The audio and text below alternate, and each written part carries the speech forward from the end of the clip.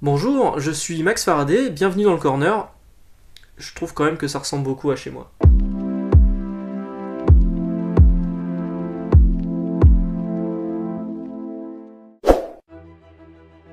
Je dirais les Big Two. J'ai grandi avec les Big Two. Je lis des comics depuis tout petit et effectivement pour moi les comics c'était les super-héros chez Marvel, un petit peu les comics, les super-héros chez DC mais ça arrivait un peu plus tard du coup. Même si je lis beaucoup d'indés, genre Bone, Scott Pilgrim, Y le dernier homme, ce genre de titres, mon cœur va plus quand même vers les super-héros classiques, donc les Big Two. Modern Age, en fait. Modern Age, pour la même raison, en fait. J'ai grandi avec le Modern Age, j'ai vécu les comics dans les années 80, 90, 2000 maintenant, et évidemment j'ai continué. Donc du coup, pour moi, l'âge d'or c'est bien, historiquement, pour connaître vraiment les origines des super-héros. Mais le Modern Age, c'est les histoires qui m'ont bercé et c'est les histoires qui me plaisent. Clairement VO, clairement VO. La VF, en fait, j'en lisais beaucoup, forcément, parce que j'avais pas encore le niveau d'anglais nécessaire pour lire que de la VO. Mais dès que j'ai pu passer complètement à la VO, ça m'a ouvert un monde de titres inédits, de titres qui arrivaient plus vite, et surtout, je me suis rendu compte que les traductions françaises étaient parfois très bancales. Pas toutes, bien heureusement. Et alors au début je trouvais ça plus cher, mais finalement en cherchant bien, la VO revient moins cher que de la VF maintenant. À aujourd'hui en fait la VO devient moins cher que la VF. C'est un peu malheureux parce que c'est censé quand même être un genre de BD qui est tout public et malheureusement ça devient un peu élitiste en France. Alors je dirais soft cover mais en prenant le côté soft cover américain, c'est-à-dire les trade paperback américains qui sont du coup en couverture souple. Je parlerai pas des soft covers que vous avez en France comme chez Panini, les fascicules. Non, je parlerai des soft covers américains. Je préfère les soft covers pour une raison toute simple, en fait c'est moins cher. J'ai quelques hardcovers. Quand je suis trop impatient pour une série, j'achète le hardcover comme c'est le cas sur les Superman de Bendis. Mais le softcover, vous voyez ma bibliothèque, elle est complètement... Enfin, il n'y a rien qui suit en fait. Hein. Parce que je vais toujours au moins cher. Moi, c'est l'histoire qui m'intéresse, c'est pas le beau contenant, c'est le contenu qui m'intéresse. Donc du coup, je vais toujours au moins cher, et en général, le moins cher, c'est le softcover. Run. Les one-shots, c'est bien, il y a vraiment de très bons trucs, mais sur un run, le scénariste, enfin l'équipe créative s'installe pendant un moment, et prend le temps d'expliquer son histoire. Et moi, c'est ça qui m'intéresse, en fait, c'est qu'on prenne des personnages, et qu'on raconte quelque chose avec eux pendant un long moment. Alors parfois effectivement c'est trop long, comme ce que fait Bendis, il y étire ses histoires beaucoup trop, en 6 numéros il pourrait raconter ça en 3. Mais un run ça pose une ambiance, un one shot ça va parfois trop vite, du coup oui ça serait clairement un run quoi. C'est couleur hein, pour moi parce que si je voulais lire que du noir et blanc je ne lirais que du manga, j'en lis déjà beaucoup. Mais si je lis du comics, c'est parce qu'il y a aussi des belles couleurs. Il y a des gens qui font un travail formidable sur la couleur, comme Steve Olive, Laura Dupuis, ce genre de personnes. Donc, moi j'aime beaucoup. Donc le comics, pour moi, c'est en couleur. Super-héros. Alors on dit que pour avoir des bons super-héros, il faut avoir un bon super-vilain. C'est le cas de Doctor Doom sur les 4 Fantastiques, que je trouve absolument fabuleux comme vilain. Mais je n'achèterai pas une série sur le nom d'un super vilain, alors que j'achèterai une série sur un nom de super-héros, clairement. Là, il y a une série qui va arriver en VF chez Panini sur Doctor Doom, Docteur Fatalis. Je l'achèterai pas, alors déjà parce que la Roca au dessin, et parce que je pense que un super vilain en tant que tel dans un comics, ça ne durera pas en fait. C'est bien qu'ils arrivent sur des épisodes de super-héros parce qu'il y a un enjeu, parce qu'ils viennent poser un problème et les super-héros vont se creuser la tête pour essayer de trouver une solution. Mais sur une série en tant que telle, non, et puis la rédemption chez les super-vilains, bon, j'y crois moyen. Un Magneto, je suis sûr et certain qu'un jour il va rebasculer. Pareil sur Doctor Doom, quand il a fait partie, quand il est devenu Infamous Iron Man, il est redevenu depuis ce mégalomane qu'on connaît, sans trop d'explications d'ailleurs, mais voilà. Donc oui, super-héros. Les Avengers. J'ai grandi avec les Avengers. Les Justice League j'aime bien, mais ce sont des personnages qui sont pour moi... je trouve qu'il y a beaucoup moins d'interaction en fait. Les Avengers en tant que tels, en tant que série, ça fonctionne super bien, mais parfois les personnages séparés fonctionnent pas. Chez Justice League, c'est l'inverse, c'est les personnages séparés fonctionnent très bien, mais ensemble, s'il n'y a pas un bon scénariste qui sait vraiment coller toutes ces personnalités fortes ensemble, ça ne fonctionne pas. Donc pour moi, Avengers. Je vais dire Batman, j'ai un Batman tatoué sur la jambe, j'ai pas de Superman tatoué. Batman évidemment parce que Batman il a ce côté beaucoup moins lisse que Superman. Superman ça reste un bon samaritain, même si on voit qu'il peut parfois être torturé, il sera jamais autant torturé que Batman. Et Batman il a ce côté où il pourrait basculer du mauvais côté de la barrière du jour au lendemain. Et Batman pourrait devenir un super vilain juste sur une mauvaise nuit passée et boum... il pourrait devenir le nouveau super méchant dans le DC Universe, donc oui, clairement Batman.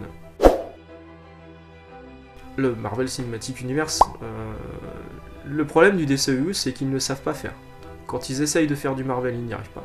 Ils essayent d'insérer de l'humour au forceps, ce qu'a très bien réussi Marvel, du coup. Alors oui, les films Marvel sont des films très grand public, mais ils sont pensés dans une globalité. C'est un peu du crossover permanent et moi j'aime beaucoup les films de Marvel. Quand j'en sors, j'ai le sourire aux lèvres et j'ai des souvenirs mémorables où je suis allé voir le premier Avengers avec un ami. À la fin du film, la scène post-générique, on voit Thanos. À l'époque, personne connaissait Thanos à part les lecteurs de comics évidemment. Et nous, on était comme des fous dans la salle. C'est Thanos, c'est incroyable. Et chez les films DC, malheureusement... alors, DC, en fait, ils confient ça à des réalisateurs qui essayent de poser leur vision, mais il n'y a pas de concertation, en fait. Hein. C'est-à-dire qu'une fois que le réalisateur se barre, on recommence à zéro, ça reboot. Alors que chez Marvel, c'est une politique de studio, du coup. Donc oui, Marvel, en plus, les personnages me parlent plus, étant lecteur de comics depuis les années sémiques et Lugue. Frank Miller. Alors pourquoi Frank Miller? Parce qu'il dessine beaucoup mieux qu'Alan Moore. Damian est le vrai fils de Batman, donc déjà. Et surtout, il est tout le temps en confrontation. C'est un ado rebelle en fait, hein, donc la relation avec Batman est vachement sympa, je trouve. Et sa première apparition sous Grant Morrison et Andy Kubert, elle est juste mémorable. Et du coup, j'aime beaucoup Damian Wayne. Pardon pour les fans de Bolland, j'aime beaucoup ce qu'il fait. Ses couvertures sont incroyables, au niveau du dessin c'est vraiment très bon, enfin le King Joke c'est incroyable, mais je dirais Tim Sale. J'ai eu la chance de le rencontrer une fois, c'est un mec super sympa. Il m'a fait un dessin mais incroyable, qui était gratuit en plus, mais le truc il est magnifique. Et surtout, j'achèterais clairement un comics sur le nom de Tim Sale, alors que Bolland, je pense que j'hésiterais plus. Bah ma meilleure lecture comics c'est Invincible. Je vous bassine suffisamment avec ça dans mes vidéos. Invincible c'est juste incroyable. C'est tout ce que vous aimez dans les super-héros, vous allez le retrouver à un moment ou à un autre sur Invincible. Et alors pour rappel, c'est donc ce garçon, le fils du Superman local qui se découvre des pouvoirs, qui attend ses pouvoirs et qui le jour où il les récupère, ça devient la fête. Hein. Donc il va être aidé par son père pour maîtriser ses pouvoirs, et je dis toujours qu'il ne faut pas s'arrêter au premier volume, aux premières pages, il faut vraiment aller jusqu'à la fin du deuxième volume, où là il se passe un truc, un retournement de situation qui va vraiment poser les bases de la série. Et Invincible, lisez Invincible, c'est juste incroyable, ça ressort bientôt en intégrale chez Delcourt, et c'est clairement, pour moi, le meilleur comics de super-héros. Ma pire lecture comics, alors je dirais pas, il faut des mauvais comics pour se rendre compte que les bons comics soient des bons comics. Maintenant, ma pire lecture comics, elle est récente en fait. Elle est récente et c'est pas dû au comics en lui-même, c'est dû à la traduction. C'est Hit Girl à Hollywood de Kevin Smith chez Panini. C'est-à-dire qu'en fait la traduction m'a fait complètement sortir du récit parce que les mecs ils ont traduit ça n'importe comment. Ça se passe à Hollywood, du coup il y a un moment on parle de shooting, to shoot, filmer, tourner un film, ça a été traduit par to shoot, tirer. Comme avec un flingue.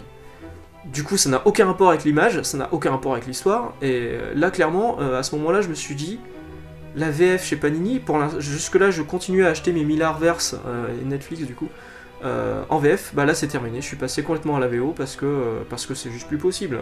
On peut pas faire un travail comme celui-ci, quand on est le plus gros éditeur de comics en France. Mon premier comics, en fait, ça a été un Spidey. Ou Speedy, comme on disait à l'époque, parce que... ou Spidey, hein, si vous voulez le dire à l'américaine. À l'époque, dans les kiosques, les marchands de journaux, on trouvait des paquets complets avec des invendus, hein, donc du coup, il y avait... mon frère voulait un Tarzan dans un de ses paquets, il y avait un Tarzan, il y avait un Special Strange, il y avait un Spidey. Mon frère a lu Tarzan, et je crois qu'il y avait un Zorro aussi. Mon frère a lu Tarzan, il était content, et moi je lui ai piqué son Spidey, et je me suis régalé, c'était nouveau. Spider-Man, il y avait des problèmes qu'on connaissait, enfin c'était un mec un peu un loser dans son école, et finalement il arrivait à sortir avec les plus belles filles du collège, il se découvrait des pouvoirs, l'histoire de la responsabilité, au début il faisait des conneries avec ses pouvoirs, hein, ce qu'on aurait tous fait, hein. On est tous d'accord que le jour où on a des super pouvoirs, on va pas juste se contenter de faire descendre les chats des arbres, on va en profiter. Ben voilà, lui c'est ce qu'il a fait au départ, et puis finalement, bon, il s'est arrivé à la catastrophe avec le oncle Ben, et il s'est découvert une moralité, et moi j'ai adoré. Alors ça c'est le premier comics que j'ai lu, mais le premier que j'ai acheté avec mon vrai argent, c'est Hulk, le Hulk de Peter David et Dale Keown, en version intégrale chez Semic au début des années 90. Merci au Corner de m'avoir invité, franchement c'est une surprise. Je suis content en fait parce que je viens de lancer une chaîne YouTube sur un coup de tête. Ça faisait quelques années que je traînais sur Instagram, ça marchait plutôt bien, enfin ça marchait. Mon but n'est pas non plus de faire des followers, mais quand on fait quelque chose, on aime bien que ce soit vu. Et donc j'ai longtemps hésité à me lancer sur YouTube, et finalement j'y suis allé il y a à peu près un mois, et ça a démarré vite, très vite. Et les gens sont contents, les retours sont positifs, alors que pour moi je fais de la merde, j'enregistre comme aujourd'hui avec un téléphone merdique, sans montage, sans rien, et avec un petit micro, et puis c'est parti, il n'y a qu'une prise. Les gens sont contents, donc tant mieux. Et donc encore une fois un grand merci à toi de mettre la lumière sur ce que je fais, et j'espère qu'on pourra se croiser au fil d'une convention quand tout sera résolu au niveau sanitaire.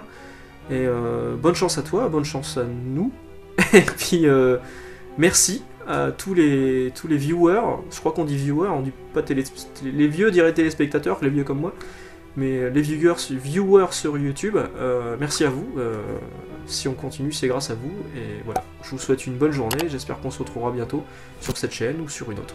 Ciao.